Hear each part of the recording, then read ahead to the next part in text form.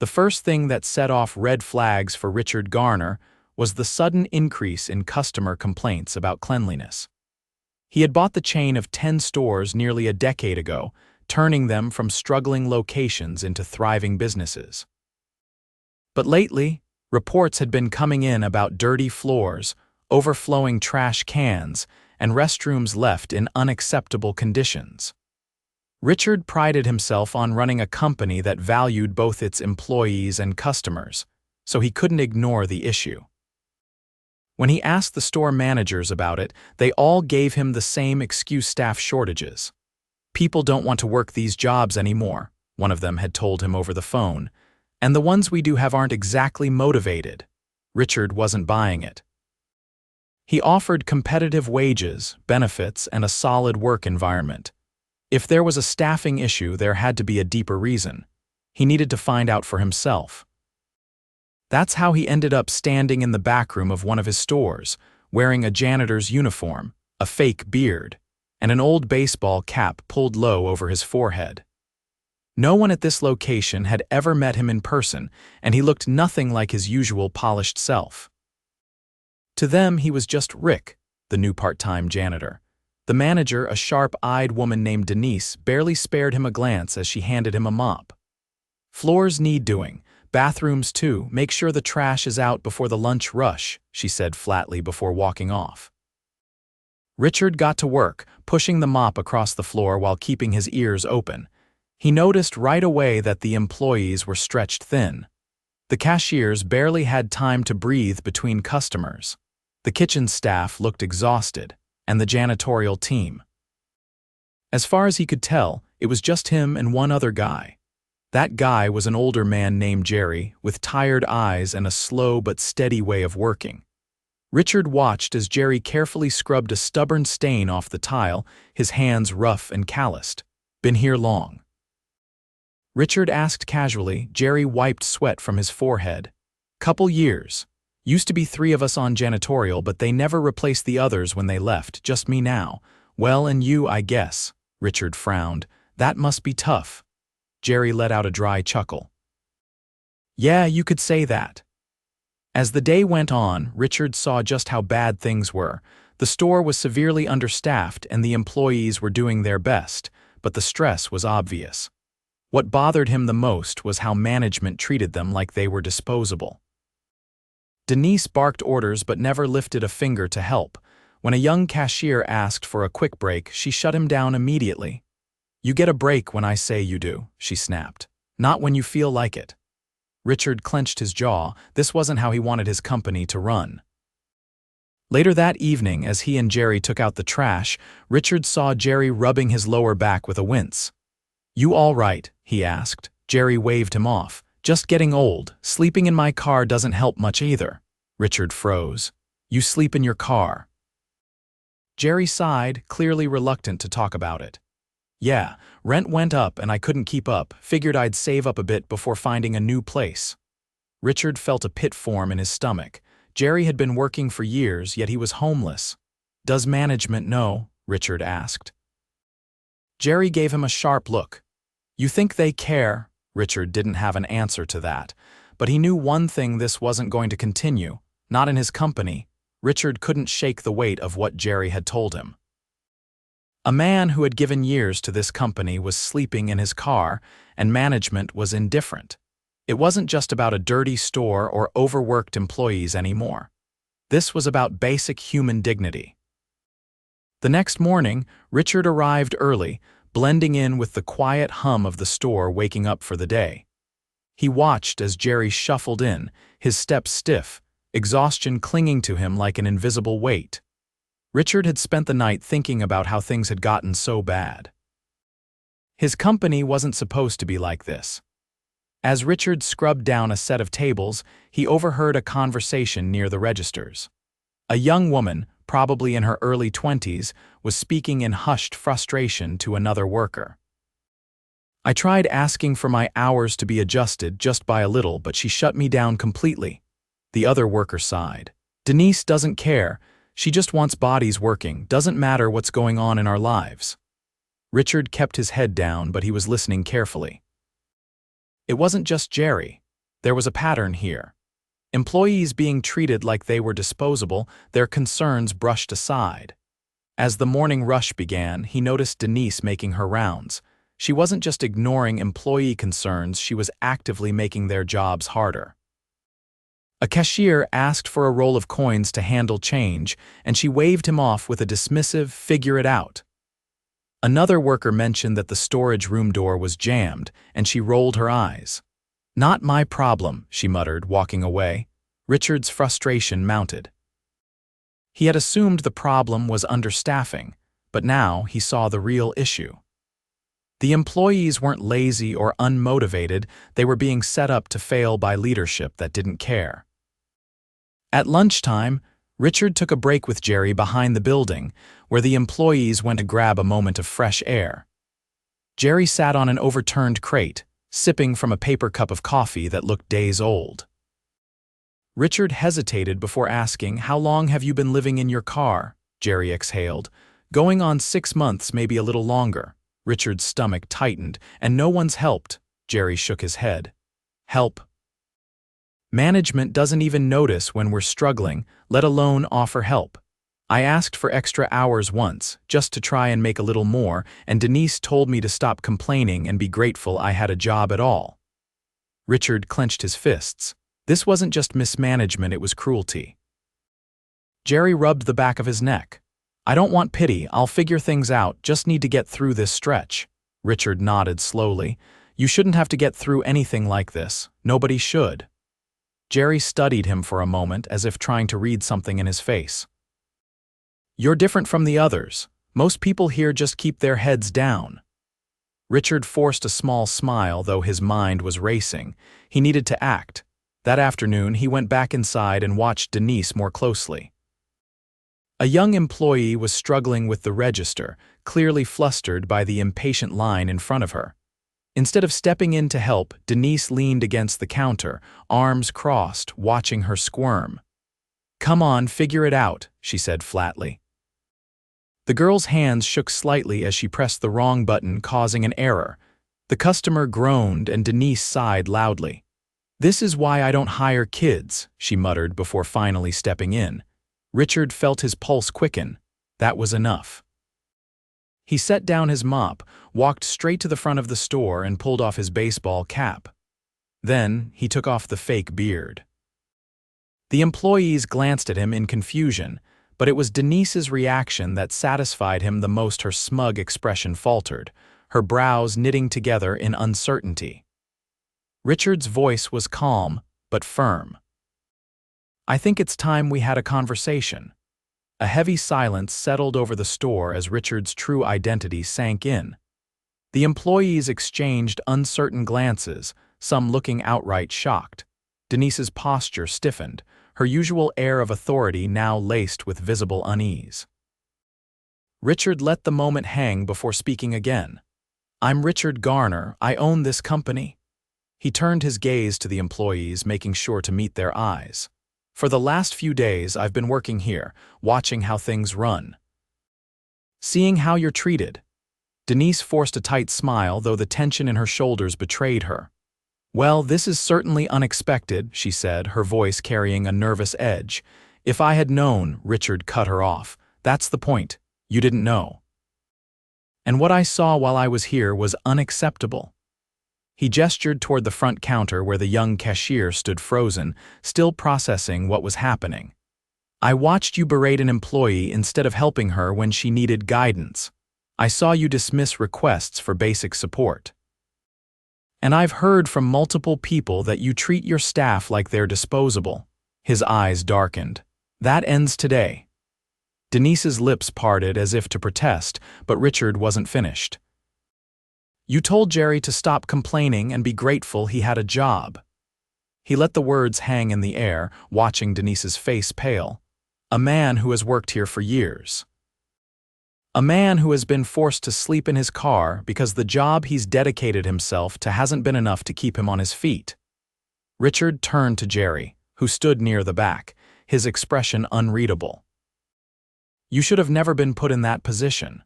Jerry shifted, clearly uncomfortable with the attention. "I never wanted special treatment," he said quietly. "This isn't about special treatment," Richard replied. "It's about basic respect."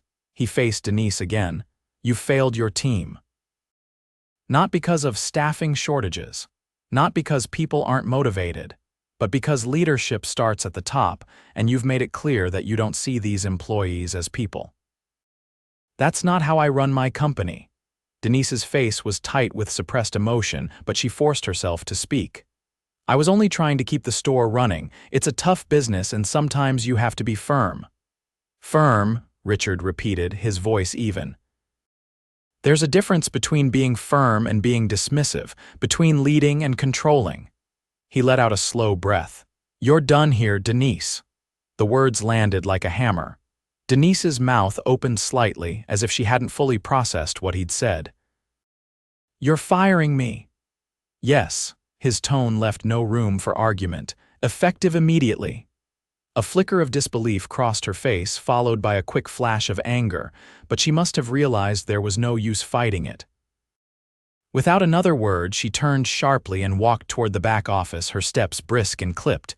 The store remained eerily silent. No one spoke. No one moved. Richard turned back to the employees. "I know this has been a difficult place to work." "That changes now." A few of them exchanged wary glances, unsure of what to expect. Richard continued, his voice steady but earnest. "Better staffing, more support, and leadership that actually listens." He looked at Jerry again. "But first, we're going to fix the most urgent problem." Jerry frowned, clearly uncertain where this was going. "What do you mean?"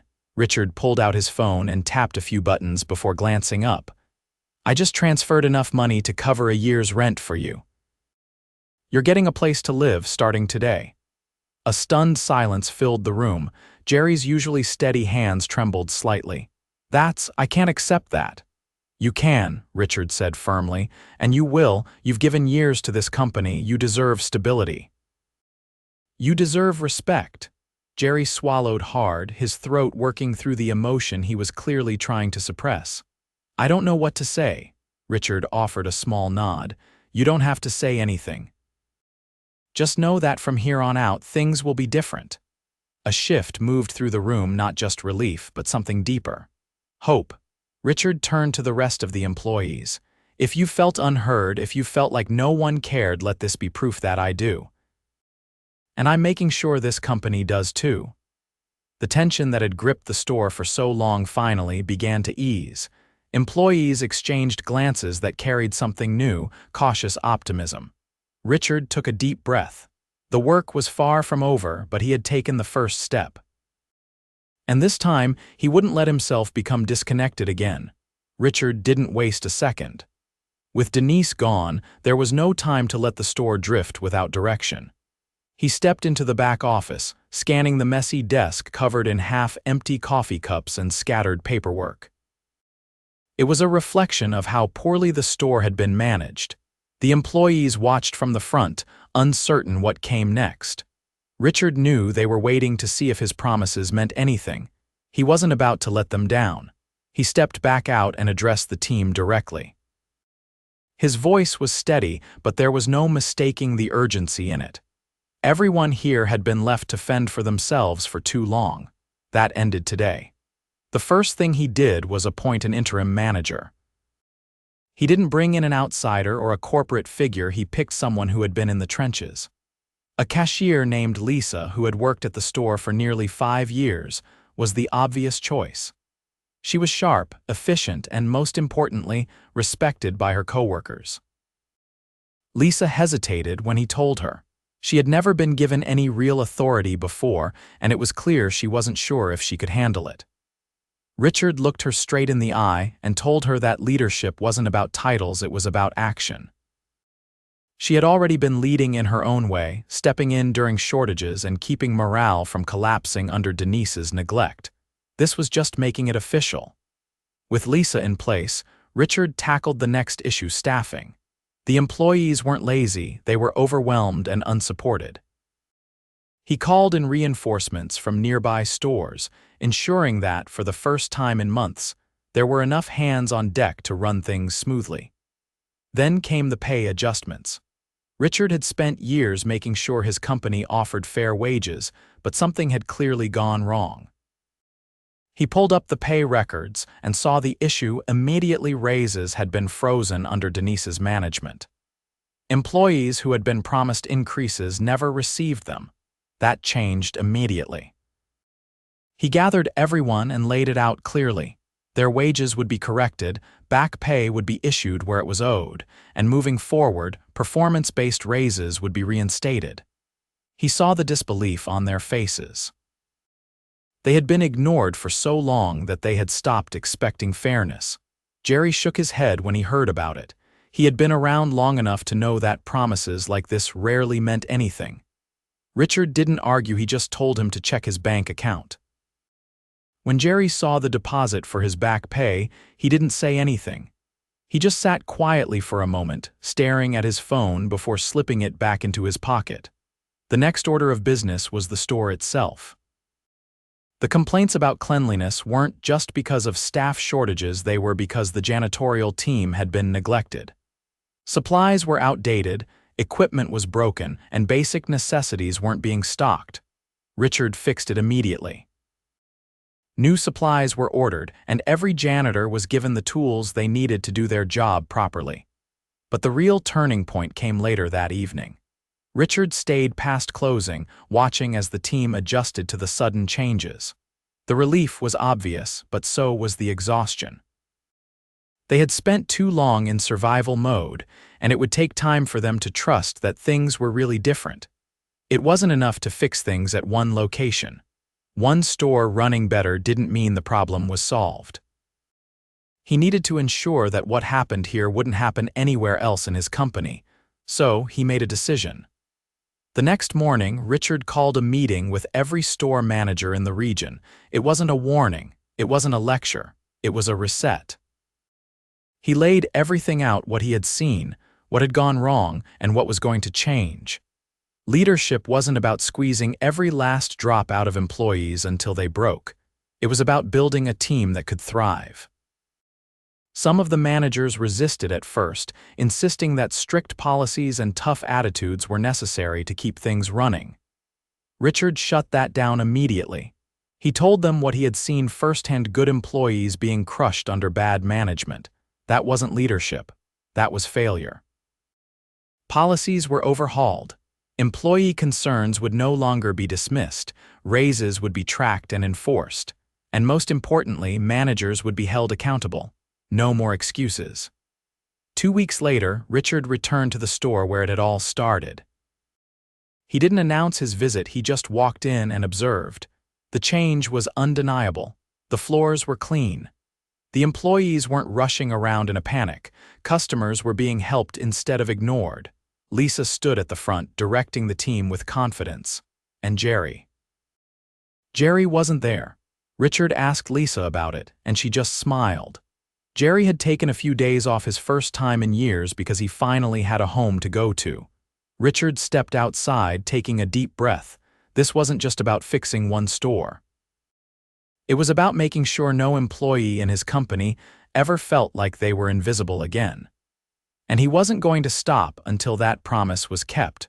Richard didn't stop at fixing one store, he made sure the changes rippled through every location. He spent the following weeks visiting each branch, this time as himself, without the disguise. He spoke directly to employees, listened to their concerns, and made it clear that the old way of doing things was gone. At some locations, he found managers who had quietly been doing things right, supporting their teams despite corporate neglect. Those individuals were elevated, given more resources and authority to continue their positive leadership. But at others, he uncovered deep-seated complacency, managers who had adopted Denise's mindset, treating workers as expendable. Those people didn't last long. The biggest challenge was trust. Employees had spent too long feeling unheard, and even though Richard was making sweeping changes, they weren't quick to believe it. They had seen promises before policies announced from corporate offices that never actually improved their day-to-day lives. Richard knew words weren't enough. He needed results. He put together a new initiative, a structured employee feedback system that didn't just collect complaints, but required direct action from upper management. Any issue raised had to be addressed within a set time frame, with real consequences for those who ignored them. He also implemented an emergency assistance fund for employees facing financial hardships, ensuring no one else in his company would ever be forced to sleep in their car. Jerry was the first to benefit from it, but he wasn't the last. One afternoon, Richard received an email from Lisa, the interim manager of the store where it all began. She had attached a report outlining the store's progress. Since Denise's departure, customer satisfaction was rising, employee retention had stabilized, and for the first time in months, they were fully staffed. She also included a personal note. Jerry wanted you to know he signed the lease on his new apartment today. He didn't want to make a big deal about it, but I thought you should know. Richard read the words twice before setting his phone down. Later that evening, he made his way back to the store. This time, he didn't walk in as an inspector or a boss he just wanted to see for himself. The atmosphere was different. Employees weren't just going through the motions, they were engaged, moving with purpose. The tension that had once hung over the place was gone. Then he spotted Jerry, standing near the supply closet, restocking a shelf with fresh cleaning supplies. His movements were more relaxed than Richard remembered, the stiffness in his posture noticeably eased. Richard approached, waiting for Jerry to notice him. When he did, his expression remained unreadable for a moment before he gave a small nod. Richard didn't start with pleasantries. "I heard about the apartment," he said. Jerry exhaled, setting down a box. "Yeah. Got the keys yesterday." Richard crossed his arms. "How's it feel?" There was a pause before Jerry answered. "Quiet." He considered for a moment, then added, "Haven't had my own space in a long time, still getting used to it." Richard understood that adjustment wouldn't happen overnight. Stability was something Jerry had to rebuild on his own terms. "You didn't have to do all this," Jerry said finally.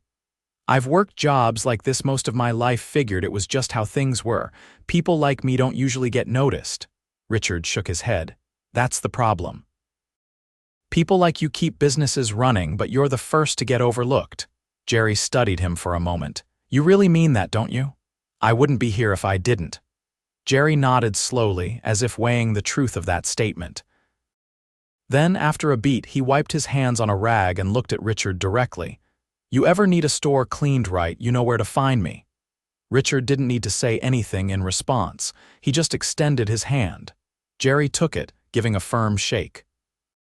There was no need for grand speeches or dramatic gestures.